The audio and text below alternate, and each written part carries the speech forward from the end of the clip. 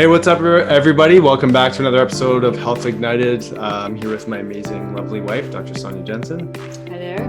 So we had a fun weekend this past weekend. It was Halloween, and Dr. Nick got to live out his childhood dream and prance around the clinic in tights. Yeah, it was wonderful. Very freeing, and I didn't actually wear the full suit. I was Deadpool this year, and I got to take some fun photos in the clinic and be a child, because it's funny, actually. Most Halloweens, we don't do a huge extravaganza type setup with their costumes, right? So the kids were loving it for sure. They were. They like Deadpool or Dadpool better. Dadpool, yeah. Yeah, that's what we decided to call it. So we're having a really important conversation. I mean, timely for the world that we're living in the pandemic, and a lot of it today is going to be talking about relationships to food and what that means for being in a relationship, family dynamics and whatnot. But we've got special guests on today. Actually, we've got Drew Manning from Fit to Fat to Fit//40. This is his second time around. So Drew, we got a chance to meet through some of our doctor connections, and he spoke at our conference. He's been on our podcast. Amazing wealth of information. I mean, you see the guy, he's in amazing condition, amazing physical shape, punished his body through going through these long adventures and endeavors and refeeding his body to the capacity that so many people are stuck in, to show the pain and the struggle and the challenge, and that it's not so simple just, hitting the gym every day. It's really about reconditioning the body in and out of this overfed state that so many people are stuck in. Mm-hmm. So we're honored to have a Drew on and his amazing, lovely girlfriend, Julie. So thank you guys for being on the show today. Thank you for having me. Yeah, it's our pleasure. And most of the time I do the podcast, so this is cool to have Julie on as well, which makes sense. To hear the real story. That's right. Yeah, well, this is what we wanted, because I don't think people really understand how much food affects life, and not just the physical body, but our emotional body, our mental body. And then if it's affecting our relationship with self, it's also affecting our relationship with others. And I've been watching the two of you kind of moving through this a little bit on social media. So I think it was so important for us to have Julie on to kind of give that perspective of being the partner and seeing her partner move through these challenges. So I'm really happy that both of you came on today. Mm-hmm. Yes, thank you. Yeah, so I would love to start with Julie, and just you knew Drew before, just from maybe visually and whatnot. Beautiful man. Saw him go through his journey. Now here you are. You're in the passenger seat, maybe in the driver's seat. I don't know, but you're beside him in this new adventure. What were your initial hesitancy or thoughts before going into this, and maybe take us to where you are now? Sure. Well, Drew had been talking about doing Fit to Fat 40. He's been talking about it for about a year. And I never really thought it would happen, because the Drew that I know, he's over the last 2 years, he's attempted to run a 100-mile race last year. He attempted again and did it this year. I mean, he's obviously just this extreme athlete that can do just about anything. He's always been super disciplined with his diet. He has a keto book out. So I've always thought, well, he's thinking about it, but no, I don't think it's going to happen. And I'm very good friends with his ex-wife, Lynn, and I. Just since I've been dating Drew, Lynn and I have become such good friends. And she always said to me, don't let him do it. Do not let him do it. He was miserable. He was grumpy. He was moody. Don't let him do it. So I never thought it would actually happen. And here we are, 2020. Anything can happen in 2020. And we're about halfway in through the gaining phase. And, it didn't hit me until the day that Drew started, his day one. I went on a hike that morning, and I actually started crying. And I wasn't emotional at all leading up to it, because I realized every single day for the last 2 years of our relationship, we get up in the morning and we're active together. We do yoga, or we hike, or we go to the gym, or we're doing something together to move our bodies. And I realized that's going to be gone for 4 months. That's going to be gone for a long time. And it made me so sad, but I hadn't realized until that day. And I was like, man, this is going to be a real shift for our relationship. And so now, we're halfway in, And it's just been hard in ways that I never even predicted. And I miss him hiking still, but you know, I go by myself and that's been fine, but it's definitely been a lot harder than I thought it was going to be. Yeah, absolutely. I mean, there's so much grief, I think, that happens because we have this desire and expectation of what life is going to look like. And when there's a hiccup, which all of us have faced in 2020, and to throw another layer on top of that, there's going to be some grieving that happens, even though you know it's temporary, even though we know that in our minds and our hearts, but just in that moment, there's so much grief. And Drew, like, what was your experience of seeing Julie go through that in those first moments when you first started? Like, was there guilt, or was there this like, okay, I'm just going to stop everything because this is more important? Or like, what was going through your mind at that time? Yeah, that's a really good question. I was surprised. I thought going into it, she had a good understanding from my ex-wife, Lynn, of what to expect. And she's like, yeah, I got this. It'll be fun for a little bit. It'll be a little bit hard, but it'll be fine. So when she came back emotional, I was like, oh, great. I was like, yeah.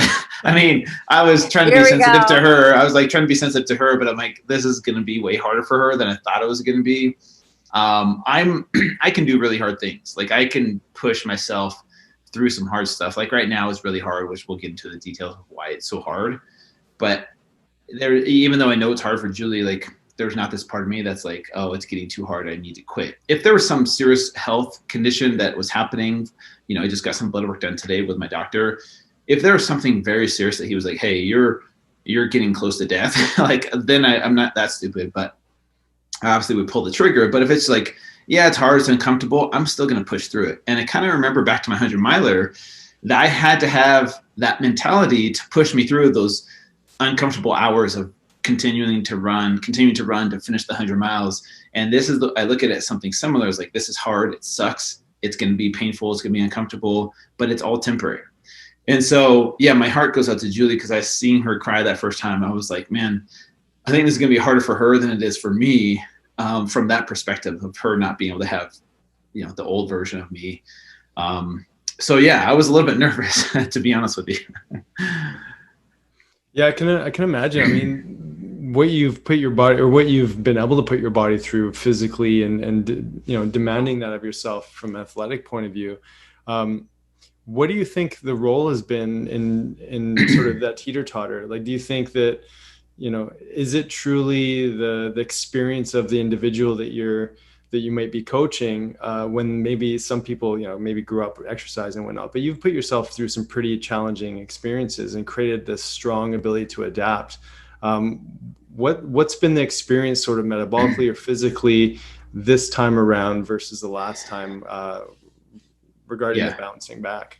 Yeah, that's a really good question. So last time I did it, it was almost 9 years ago. And I was 31. I was in a totally different place in my life. Like back then I was married. I had 2 little kids. They were like, you know, a newborn and a 2-year-old. And just, you know, very religious. And now I'm not so religious and more spiritual. I had a different mindset back then. The physical side of it, it was hard because back then I was so obsessed with my body image as my self-image that I was super uncomfortable being overweight. And I was so concerned about what other people thought of me back then that it freaked me out to be overweight, because I thought that my value, my identity was based on my body looking a certain way with a 6-pack and with muscles. And that's what I wanted people's perception of me to be. And when I wasn't that, I kind of didn't know who I was without the 6-pack, right? But this time around, I'm a lot more self-aware. I'm not as obsessed about my body image as my self-image.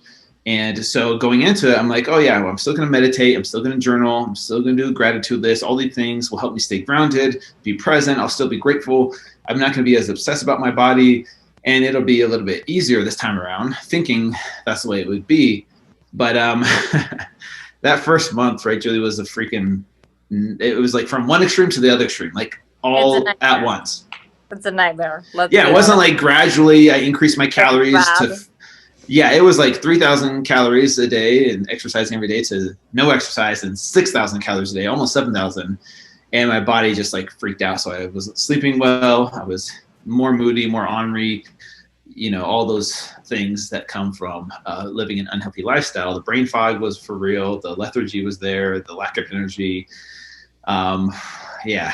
And my ability to handle stress. That's one thing that's gotten worse over this time around, is I think my ability to handle stress is different. And not to say my life is more stressful versus less stressful. I think back then I didn't have this brand. I didn't have as much writing on this journey as I did that back then, because I was working in the medical field full time. This time around, it's like, I got to capture everything. I got to have the camera on. I got to do a Facebook Live. I got to do podcasts. I got to create content. I got to do all these things. So my life is more stressful now versus back then, and my ability to handle stress has been diminished. So it's been freaking hard. Yeah, no kidding.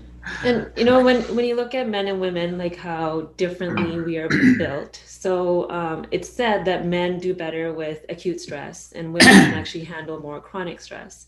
And that thing that you said about like being able to push through something and needing a challenge, I feel like men need that in their life. Like they need some sort of a challenge that's like physical and mental, and to get grounded in who they are. Whereas women, in our capacity to see things, we see the full picture. So, and I'm speaking for Julie, so I'd love for you to like come into this. Yes. Is like, because when we see it's like, okay, here he is starting at day 1, but we already know what day 30 is going to look like. There's going to be mood swings. There's, the kids are involved. What's life going to look like after? His health, like looking at the big picture of that too. So our minds go like way over here, whereas you're like, I'm just eating this today. Yeah. Now I'm doing dirty keto. Now I'm doing dirty veggie. So Julie, how do you manage that piece for yourself while Drew's doing this? Well, I think first I have to start by saying, I thought this would be so fun. I honestly thought like, this is going to be great. Like Drew's going to want to sit on the couch and eat ice cream with me, and we're going to watch a ton of TV, because otherwise, in our normal life, we never do that. Drew doesn't even sit down during the day. I'm thinking we're going to go to all my favorite restaurants, and we're just going to have the best time together. And I kept thinking like, Drew's going to have all this free time because he's not exercising. He's not working out. I just thought our lives would get easier and way more fun. And we both realized really quickly that was a false expectation, that he actually was busier, and still is busier now with work than he was before the journey started. And the food part, it's fun for me because I just eat that way every once in a while, but he feels sick most of the time. And so it's not really as enjoyable when, it just makes him feel bad. And to answer your question, originally, yes, I'm thinking, okay, full spectrum, the big picture, we've got 4 months to go. And I was thinking the 4th month was going to be the hardest, when he's not feeling good and he's at his heaviest. But what happened, hopefully I'm right, in my opinion, what happened was the 1st month was the hardest, because like Drew said, it was a complete 180. It was so different. And so he is able to very easily say, okay, this week is keto week, this is vegan week, this is vegetarian. And for me, I'm like, how are we going to get through this next 4 months? It's too much. What do you think, Drew? Is that accurate? Yeah, it's very accurate. And that's why she gets so stressed out, because she's thinking about the past, the present, the future all at once. And she's like, I can't, this is too much. And I'm like, I just got to eat this burrito and then I can chill for a second, like, it's just like, it's like, I'm more of a point and she's more of a wave, Yes. So Yes. It's just how we're wired, Yeah. I love that you brought up that question, Sonya. I loved how you guys answered it, because it's so true. Where I find it myself too, if I know what I'm doing and I've got a way to get there, I know how I'm going to get there, or there's some sort of plan, you just put your head down and get it done. And there's a very male nature to like taking things to completion. And so, I can totally, it's interesting actually to listen to this female dynamic in this conversation, to see that, there's who's going to make the lunches. Like what are the girls going to think about dad, eating all this garbage. And like, there's like all these multitude of different things that if I was in your shoes, I'd probably just do the same. Like I'd just expect Sonya to be there helping me get through my day. And that's just, that's what happens. And then I think it's interesting you brought up like what you're doing this time around is so different. I mean, you're promoting and you're sharing, and and there's a real demand to educate people in all the different platforms. I can imagine, like, as you said that, like, just that is a whole lot more stress. So if you wouldn't mind walking us through, like, how is that affecting the relationship? Because I think people really need to understand that when we're biochemically a complete mess, it's really easy for everything else to sort of fall apart. So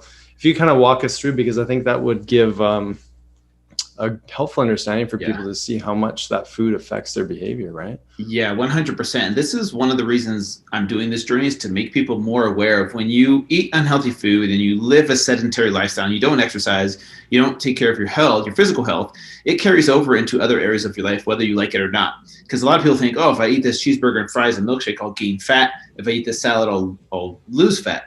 And that's the way we look at food. And there's nothing beyond that, right? When in reality, the reason you're crabby, you're moody, you're ornery, you're anxious, you're depressed, a lot of it stems from our food choices, first and foremost.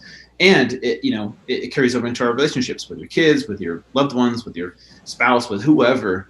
The version of you that's showing up isn't the best version of you when you aren't taking care of your physical health. So what that looks like, and I've tried to paint a picture for people since the beginning of this, is I'm eating all this food, right?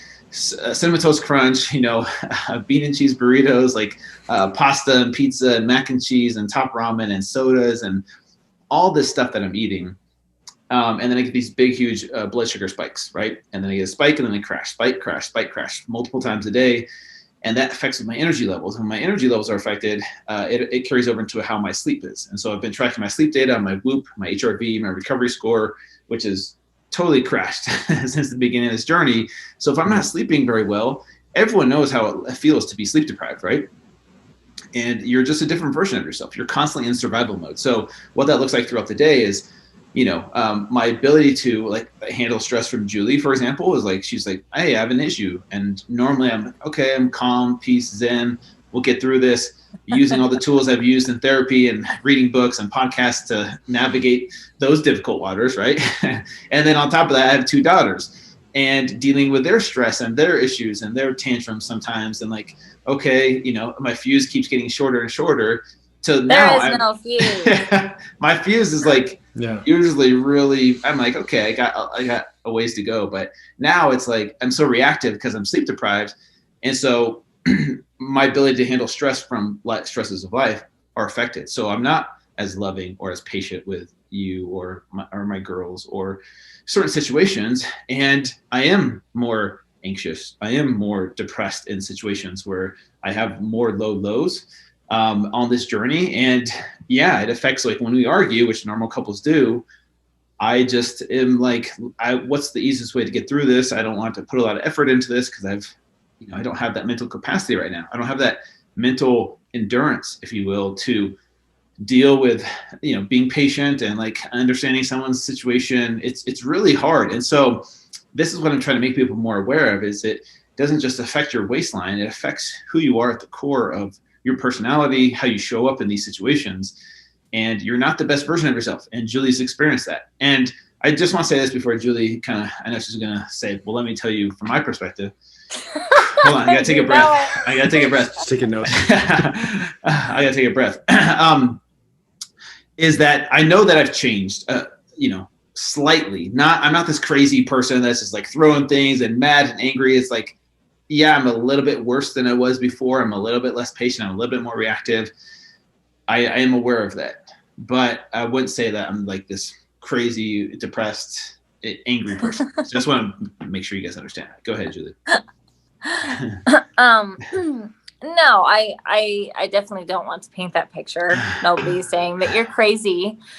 What I do think, and Drew will disagree with me here, I think Drew is more depressed than he even realizes. I know that you're I know, I see you questioning that. You are very self-aware, but it's like me at the beginning of the pandemic. I was incredibly depressed and I thought I knew what was going on.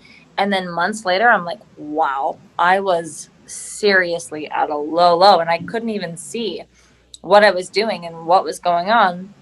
And so I think that, Drew, you're a little bit more depressed than you are aware of. And I understand why, completely. I mean, watching you, it's like, of course you're depressed. You're not sleeping. Your stomach's hurting all the time. And you're not exercising. There's no outlet. So I can see why, but I do think that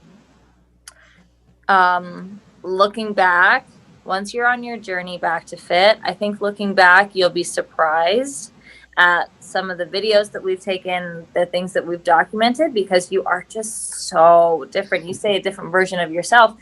And there have been times when I have looked at Drew and I'm like, are you even still in there? Like, is this really you? Where are you? And normally Drew is, I swear, I would never even see him mad before. It's like, are you going to get mad about this? Like, this person just did that. Are you going to get mad? And he's like, well, he's just the nicest guy. And now it's just different. There's just a different reactive, it's just like an instinct. It's just totally different. And so that's been really hard. And also, I've been incredibly stressed out during his journey. I absolutely have my part. I have really been needy, and work is just stressing me out, and there's all these things going on, and I'm like, Drew, I need you, my rock. And that doesn't help either, because you're feeling already depleted, like your cup is empty, and then here I am like, okay, I need you to help make me feel better because I'm so stressed out, and then all these things are happening, and that really doesn't help either of us, right? And just before you jump in, Sonya, how long, like in a typical, say, couple dynamic, do you think that sort of hall pass to abuse yourself would actually last? Like, do you know what I'm saying? That this is over in a couple months. Yeah. But for so many people that are going through this, that maybe when they hear stories like this, they'll have this understanding, oh, well, I feel bad for them because they're sort of, they're stuck in this rhythm. But I mean, it's got to be part of that, a big underlying reason why people just don't make it through. And so on your end, I mean, let's say Drew just hit a tailspin. He was going down, like how long does the hall pass actually work for, where you go like, he'll pick his socks back up. Right. Well, does that question kind of make sense? It sure does. And to answer your question, since Drew started this journey, not saying that this is only his fault, but since the journey started, we've broken up twice. So already there's not, so I'd say like a month, a week. I don't really know. Obviously it takes two to tango, and it's both of us, but it reminds me a little bit too of, I'm divorced, like Drew, I'm also divorced. And in my marriage, this same thing happened where my ex-husband was severely depressed, didn't realize it. For so long, a couple years, I was like, okay, come on, here we go. And I think it just totally depends on the other person's capacity. And for me, this year, I have been way less patient because 2020 has totally turned my world upside down at work and with my family and, obviously socially. So for me, my fuse has also been a lot shorter. Do you agree with that, Drew? Yeah, 100%. That's the thing, is like, I feel like I'm put on the spot with everything that's happening to me, when really your situation has made you a different version of yourself.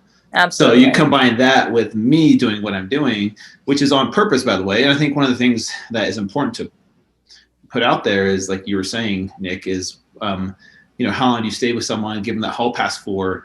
I think if people are trying to change, are trying to like, all right, hey, I'm going to start exercising. I'm going to start doing this diet or that diet. I'm going to start meditating. I'm going to start journaling. If there's some effort there versus doing what I'm doing, which is zero effort, for the most part, but it's on purpose, I think you give someone a whole pass if they're really trying. Like if you're really trying to make improvements, you're doing the work, you're going to therapy, you're doing whatever it takes to continue to improve. I think that's worth something. My situation is different though, because I'm purposely not doing the work that I normally would do, and it isn't just enough to meditate. I am meditating and journaling and doing a gratitude list, but it's still like, this is hard. Like I thought it was going to be way easier with these tools. Like, oh, but man, it is freaking so hard, and what I'm doing in 4 months is what people usually do over the course of years. Like, it's not, obviously I'm going to one extreme and doing it all in 4 months. It takes people, 5-10 pounds a year after 5-10 years of having kids and being stressed. That adds up, Mm-hmm. So yeah, so many thoughts. So when I'm just hearing you guys talk, like, I think the emphasis really is on self, right? So the lens that we're wearing in that moment is a lens that provides the information that we're going to respond or react to life in. So for you, Julie, having that trigger of having a past relationship that shifted because of that dynamic of depression is, no matter how much work we do, and because we all have our stories, those triggers still show up, and then fear shows up with that of like, you don't want to lose this person that you love. But if this doesn't shift, you have your own stuff that's coming up for you, and then Drew has his own things that are coming up for him, and then that's going to come in to that dynamic, because then we have this expectation of that other person shifting so that we can feel better, and we all do that. Mm-hmm. There was a moment in our relationship where Nick was growing a beard, and other people would be like, oh, he's just growing a beard. But to me, it's a real trigger because something happened to me when I was little and that man had a beard. And so it was a huge thing for us for a year, and it shifted our relationship. It shifted intimacy for us. Like, it shifted so much. And like, so when you have these triggers that are coming up, I think this is like a beautiful example for people to understand that when biochemically your body's not serving you, when hormones aren't serving you, your outside world isn't serving you, and everything feels like shit, it's going to show up in that relationship. So like, it's always like, we need to put that mirror in front of ourselves to see like, well, how am I contributing to this? And what can I do for myself to feel whole within myself and not have that expectation of the other? And in relationship, like, how do we support that with one another? Yeah, I think that's a really cool dynamic. And that's something Julie and I have talked about, is like, hey, we both need to show up to the relationship and realize that we have to do our part. And our job isn't always to make the other person happy. So sometimes we put that expectation on the other person, like, hey, you're supposed to make me happy. You didn't do these things, therefore I'm not happy because of that. Versus, okay, how can I serve myself in these situations, make myself happy so that, if I do something nice for this person, it's almost like a bonus or a cherry on top. And, you're not constantly the only source of that person's happiness. And so we've talked about that in the past, right, Julie? And your expectations versus how I show up sometimes is different, and it looks different. Therefore, it doesn't mean I'm not showing up, right? But in your perception, you're like, you didn't show up to me. I'm like, well, I did. It just looks like this, and you're expecting this. And I'm like, I didn't know that's what you wanted. I didn't, what I'm saying? I so know how that feels. I'm like, how was I supposed to know? Yeah. I was like, how was I supposed to know to say that exact thing the way you wanted me to? And then now that you're asking me to say that thing, it doesn't sound authentic because you're asking me to say it. But I'm like, I said it in a way that I thought was good enough. But anyways, that's a small pattern in our relationship that keeps coming up sometimes, where it's like, as a man, you're like, I can't read your mind. I don't know that's what you wanted. So if you just told me. And I want you to just know that I want you to tell me how much you love me at the end of every single night. I'm so focused on trying to finish my pepperoni pizza and root beer. That's all I'm focused on. Yes. And it's interesting because it kind of comes down to love languages. And I even think our love language has shifted quite a bit during this journey, because to me, quality time for us was hiking and biking together and that was like when I felt the most connected to Drew, and it was so meaningful. And we really had to shift that. And I think we still haven't really figured that out. And then physical touch is very different now. With Drew being bigger, his libido is different, and that's caused another shift. Do you want to talk about that, Drew? I want to hear about this. This sounds good. Yes. What specifically do you want me to say about that, though? I need to make sure I say the right things. I don't want to get in trouble on podcasts. Your libido been affected? For sure, 100%. And we met with a doctor, Dr. Amy Killen. She's a sex expert doctor out here in Utah. She's great. She kind of painted a picture for Julie, like, hey, this is probably what's going to happen. So this is temporary, but Drew's going to go through this, this, and this. And you were very like, you were asking all the questions. You're very intrigued. You're like, oh, okay. But I think in the back of your mind, you're like, well, I don't think it's going to change that much, and he better stay up to par with what the bar is set before. This is true. It hasn't, because in the beginning it was very slow. Like I still had my libido, I still had my drive, I still had, that sexual desire. As I've gotten bigger and bigger, being out of breath is a legit thing. Like you've seen me after sex, like passed out on the bed, like breathing heavily for 10 minutes. It takes like 10 minutes to calm down, and I'm trying to slow my heart rate down. And I'm just like, I thought I just did the hardest workout of my life, and I'm like sweating and like, this is so freaking hard. But then on top of that, with the hormones changing and my sleep deprivation, the libido is just not what it was. And so, I knew that was going to be a thing. I told Julie, like, I don't want to take testosterone supplements or exogenous testosterone, because I want this to be real, to show people what happens when you live this lifestyle. And people are like, oh, I'll just pop a pill and that'll fix everything. It's not. You're not getting at the root cause of the problem. And eventually, give me 2 more months, when I start to reverse this, it will go back up to what it was. But I constantly have to remind her, like, I'm not a robot. I'm not a machine. Well, first of all, she's almost 10 years younger. She's 9 years younger than me. So yes, so I'm in her my sex drive is already way above mine, and I'm like trying to keep up with her.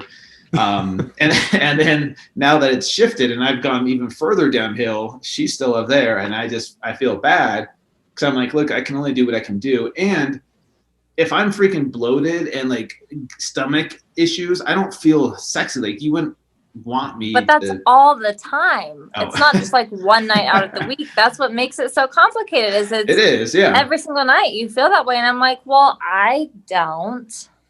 So. Mm-hmm. But you know what else? You know what else? I just thought of this, and we haven't actually talked about this before, but this is also a thing. Drew is always really hot now that he's bigger. He's sweating a lot. He's hot and he's uncomfortable. So we don't even cuddle the way we used to. And I don't, snuggle up next to him the way I used to, because I was like, I'm hot. I'm just so hot. Like, I don't want this blanket. I'm just hot. So that's another part for me that's changed. You're always hot. We don't there isn't any other physical touch that's just loving connection, because you're always hot and uncomfortable. Yeah. I'm sweatier. With the bigger you are, the sweatier I get, I feel like. And your body heat on top of my body heat is like too much. And so I turn the AC down very low, and she's like freezing to death, and I feel so bad. But you can always put clothes on to make yourself warmer. You can't take more clothing off. Like you can't. No, and I do. So I'm like in this hoodie and sweats and a blanket, and I'm like, well, no wonder he doesn't want to have sex, because I look like an Eskimo. But still, come on. You got to get one of those heavy blankets with the glass beads too, or right? That's what I need. Yeah. Well, I'm curious that you guys brought up the love language thing. You said that it's changed a little bit. Obviously, Drew's love language is food right now, but just kidding, of course. But what were they before, and what do you feel like it is now in this transition?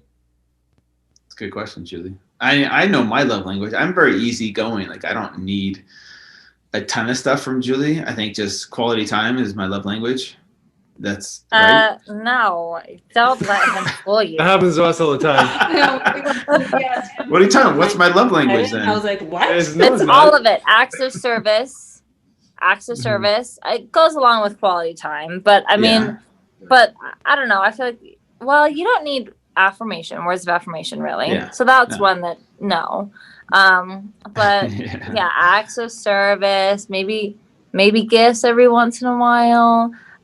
Quality time is and that's in the form of food. I used to say like Drew's love language, like to me, was he would cook for me, and that was awesome. I used to say Drew's love language is food, but in a different way, that he would love to cook healthy meals for me, and that was awesome. I did.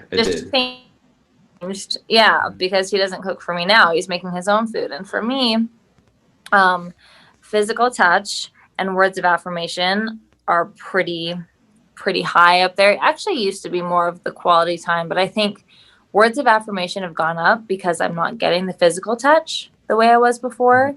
So that's like when I say, before bed, I'm like, I would love to hear that you love me. This is temporary. Everything's going to be fine. And sometimes he's just like, I just told you that like an hour ago. And I'm like, come on. I know. One more time. Oh, I know. Oh, So, that's funny. Yeah. Yeah, that's all. It's helpful to see that, because I think the dynamics can change in a relationship anyways, but especially when there's a bigger stress. It's interesting how some, like you said, physical touch became a little bit more important, or words of affirmation became a little more important because those other things were missing. Beautiful. Go ahead, Drew. I think you were going to say something. Yeah, I think you were talking about how her love language has shifted a little bit, and how I've had to adapt or adjust to that. I feel like I have to kind of think more on the offense of like, okay, how do I prevent her from getting to the point where she's not feeling loved? So I'm like doing random acts of kindness for her to like, if I say this, if I do this, this will keep her from like needing something from me. Because sometimes my capacity to give is not what it used to be. Between giving to my daughters, giving to my business, and giving to you, sometimes I'm like, look, I'm at my max for the day.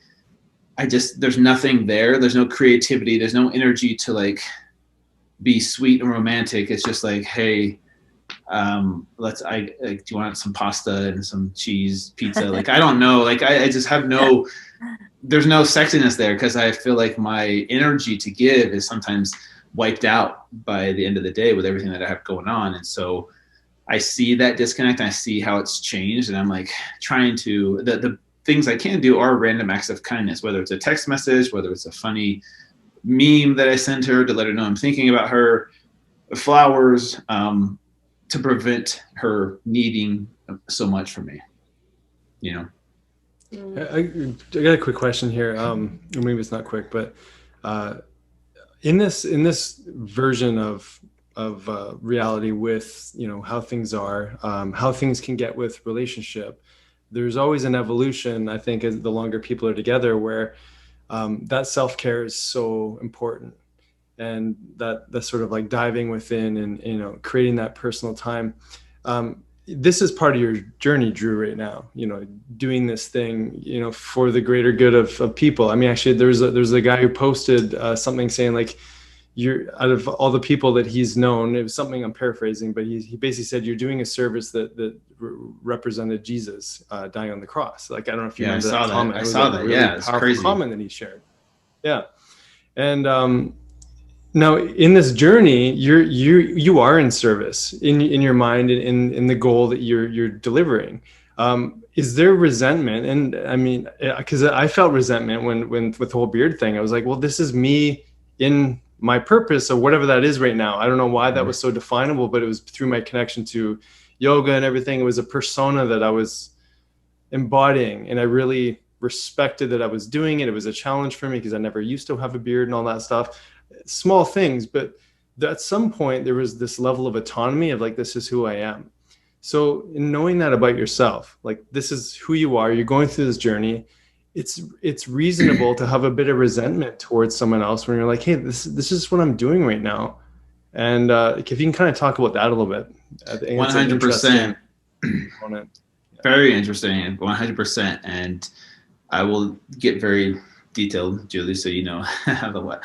There's been some moments where I have been frustrated with Julie and held resentment towards her when we've gotten to arguments over my schedule, because one of the reoccurring themes in our relationship has been, she feels sometimes that her life revolves around my schedule, because what I'm doing right now is the biggest, most important thing in my life right now, currently. But she still has her life and her family business and all that stuff going on. And yes, it can seem like her life revolves around my schedule, because like, we went to Arizona and I was meeting up with Chris and Heidi Powell to do some food challenges and film the whole thing. And it was work, right? It was fun, but it was still work. And she wanted to hike and I couldn't go hiking. And she wanted me to schedule a massage. And I didn't do that because I don't want a massage right now. And I just, I kind of resented her because she was upset that she had to go to the food challenge, skip the hike, and there was no massage scheduled for her.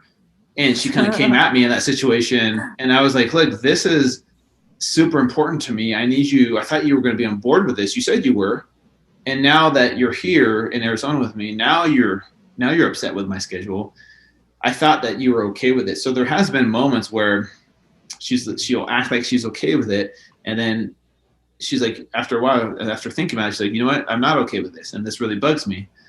And there has been some resentment sometimes. And that's why we've honestly broken up, because she gets hurt, like she's not loved enough. And I get defensive because I'm like, no, you said you were okay with this, and you can't just change it on me and expect me to do what you want me to do. And so it's kind of causes to butt heads, and we've had to work through some tough times with our therapist, alone, doing our own tools to help us get through those situations.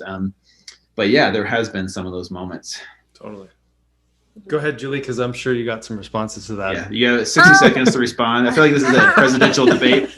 You have 60 seconds. Not really. I mean, that's totally, I think Drew's feelings are totally valid. I don't have, when he was talking, I wasn't thinking like, that's not true and that's not true. No, I completely understand. And it's funny because a couple of my girlfriends or people who know both Drew and I have said to me, like, at what point is it not worth it? Like, if it's going to tear your relationship apart, like, is he ever going to stop? And the way I respond now is, you know, I would love for that to happen, but this is Drew's purpose. Like, this is, I could never ask him to stop doing something that is so selfless, that he knows, like, he knows what his mission is. He has a message to get out. And so, no, I think everything Drew said was valid. And this is what I signed up for. I had no idea it was going to be this hard, but it's true. At the end of the day, I did sign up for it. And Drew is a self-experimenter. You know, he did the 100-mile race, and now he's doing this other thing. And so it's just taken me some time to figure out how to navigate his life and still keep my independence and stay really strong in who I am and what I need and what I want. So yeah, I think that's totally fair what you said, Drew. Yeah, I think at the end of the day, all we want is connection, right? And sometimes what that connection looks like can alter. I know Drew's a big Brene Brown fan, as am I, and she talks about, you know, that need for all of us humans to belong. And when it comes to our partners, it's like our partners are such good mirrors for us. And also we learn so much through that interaction. So the two of you just speaking to this right now, I bet you like so many people can relate to this. And this is their like almost normal. I mean, you two know that this is like temporary and this is what's going on. You're very self-aware and you can see like the bigger picture. And the feelings are still very real. So yes, we can see the bigger picture, but in those moments, those feelings can take over our entire being and our entire state. So the fact that you guys broke up 2 times, it's like, it'd be weird if you guys didn't, because you guys are going through so much right now. But I think you guys are teaching such a beautiful thing because it's not just about the food anymore, right? It's about this whole life experience that we have that affects us. And like on that hormonal piece, like oxytocin is our love hormone. But when we're in a state of survival, like Drew was saying, like, so Drew's in his state of survival in his way.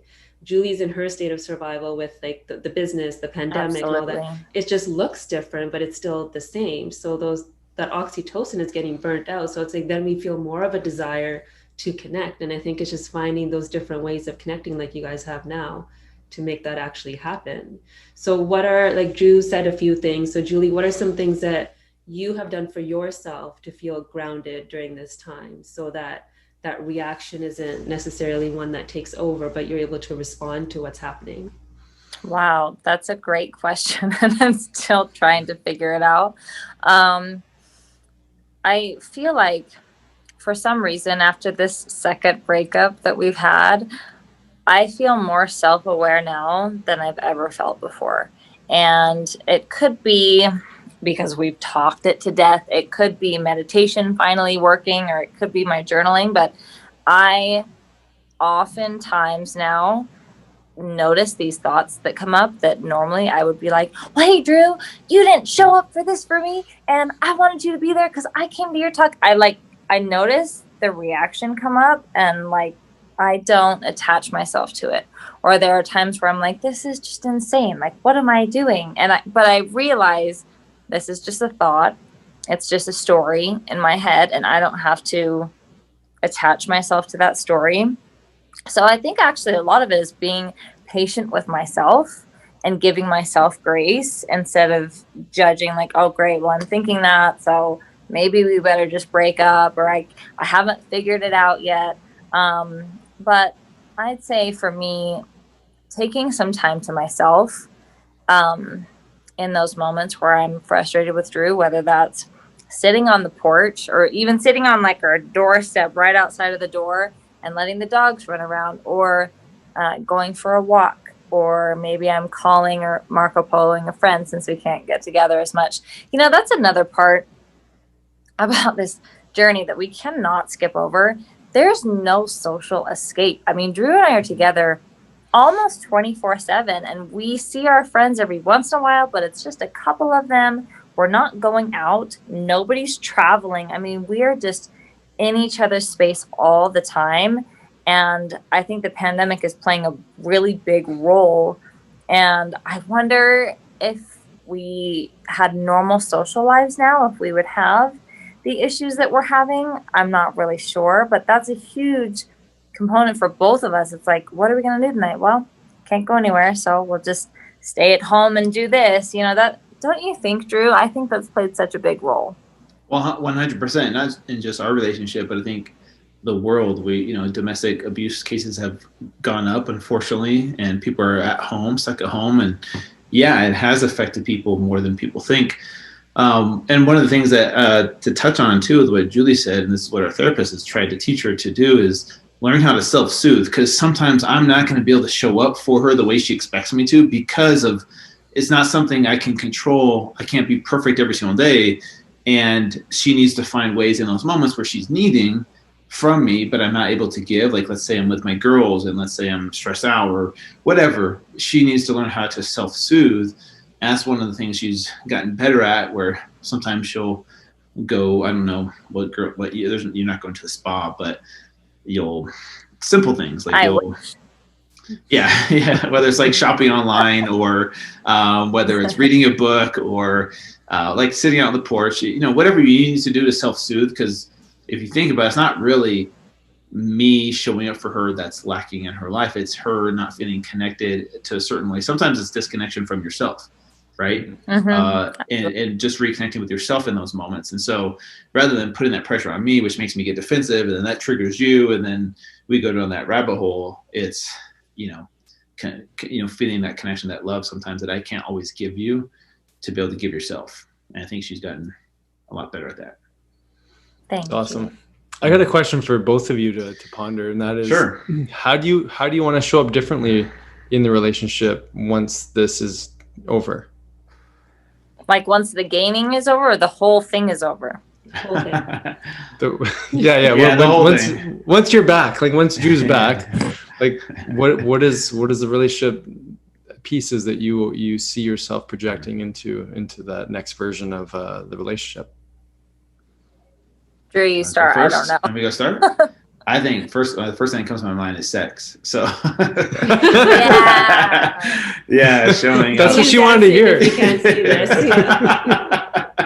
Yeah, that's the first thing. Like feeling. I mean, that's the thing. Is like, it's not so much because I'm bigger that I don't feel sexy. It's just the unhealthy feeling that doesn't make me feel sexy. So it has stomach aches, bloating, sweating all the time. Like, obviously, I'm not manscaping anymore. Things as I get larger, things appear smaller. Let me just say that. Proportional, yeah. Exactly. It's unfair. It's an optical illusion. But I don't feel like my sexiest self in this moment with everything that's going on. So I don't feel sexy. But when I do feel sexy, she knows it. She's, like I said, I've set the bar really high in the first 2 years of our relationship because of that, because I felt sexy and super confident. But now that I'm this and a little bit heavier and just feeling unhealthy, I don't feel that level of confidence that I used to. So that would be the first thing that I would want to show up more for her. And my hope is that things get a little bit less stressful, where I do have more time to be creative and think of fun at random acts of kindness for her. Mm-hmm. Awesome. Yeah. I think I just miss feeling like we're dating, honestly. It's just so different now. I mean, we're always home. We're not going out to eat. And when I think about like I miss our normal life, like what does that look like? I miss us being social and having fun with our friends. I miss, or even just us cooking together. I miss that. Or, especially April and May, we would go on a walk together every single night after I got home from work. And that meant so much to me. I like looked forward to that. And okay, after work, we're going to go on a walk, then we're going to cook together. And so I miss just doing those little things. And I think everything right now is just so amplified. I miss the simplicity of us. Yeah. Yeah, I think there's like two different ways to look at what the pandemic's done. It's taken away a lot, but I also think it's given some opportunity to take away some of the distractions that may have been there when you're feeling all the things that you're feeling in this process. Yes. Because now it's like you were forced to look at it. You were forced to see each other's parts in it and heal that with everything that you're doing. So we have a few more minutes left. So I have a last question for the two. It's not even a question. It's an opportunity. Sounds so much better like that. It is, yes. So in like a sentence or two to each other, if you guys could share your like deepest desire from your heart of what you want to see for the other person through this process.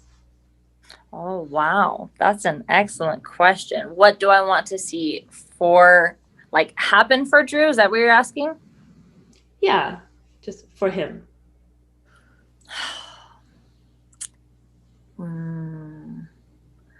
I want, oh man. I don't know. I want so many things for Drew, and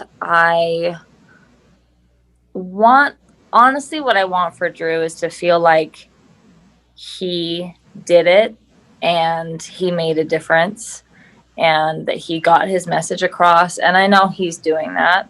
And I want him to get to the other side and look back and say, that was worth it. It was so hard. It was one of the hardest things I've ever done, but it was so worth it because all of this unfolded and now I feel amazing. That's really what I want for Drew. Yeah. What I want for you, Julie, is for you to discover that you are your true source of happiness. Like with Fit to Fat to 40, without Fit to Fat to 40, with me, without me, it doesn't matter. Like I want you to know how to be happy no matter what the pandemic or life stuff happens. I want you to be truly happy despite outside factors. That's what I want for you. Thank you. I love that. Thank you. It's beautiful. Thank you guys. Such an important conversation. And I know so many couples, individuals are going to gain so much from this. And thank you, Drew, for doing what you're doing. And Julie for also holding the fort, right? Like thank you. For expanding yourself to like help support all of it energetically. And so thank you for doing that. Yeah, it was amazing. I mean, I have still 1,000 more questions for you guys. Yeah, I know. We'll have to do a follow-up. Yeah, when I get back to Fit, we'll do another one. Absolutely, yes. Totally. Thank you so much. This has been great for us, too, to have these are great questions. And actually, I feel like I learned a lot during this. So thank you so much. Yeah, we learn a lot, too. I mean, it's kind of like the core of Drew. Like when I think of Drew, I think vulnerability. I think of like your ability to share, and Julie, like you're such an amazing match for one another, and it's an honor to speak to you both, and it's a blessing for all those who get to listen, because when we hear truth come out, we have to reflect on it personally, and so I've learned from this conversation, and no doubt everyone who listens has as well. So yeah, really grateful for you guys. Thank you so much. Thank you guys so much for having us on. I really appreciate you guys, and hopefully we can see each other in person soon.